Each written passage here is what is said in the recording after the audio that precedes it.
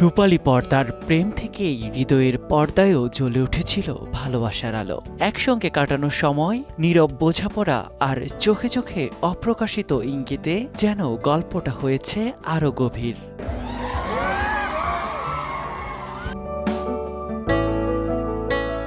সম্পর্ক নিয়ে প্রকাশ্যে কিছু না বললেও আজীবনের সঙ্গী হচ্ছেন দুজনে। একই ছাদের নিচে লিখতে চলেছেন তাদের জীবনের গল্প। ভালোবাসার মাসেই 4 হাত এক হচ্ছে দক্ষিণী দুই তারকা বিজয় রাশমিকার।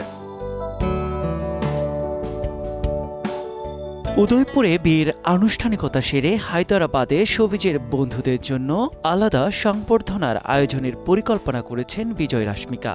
তাদের বিয়ের বিশেষ অনুষ্ঠান সম্প্রচারে বাংলাদেশি মুদ্রায় ৮০ কোটি টাকার প্রস্তাব দিয়েছিল ওটিটি জায়ান্ট নেটফ্লিক্স। তবে বিপুল অর্থের প্রস্তাব সত্ত্বেও সেটি নাকচ করে দিয়েছেন দুই তারকা।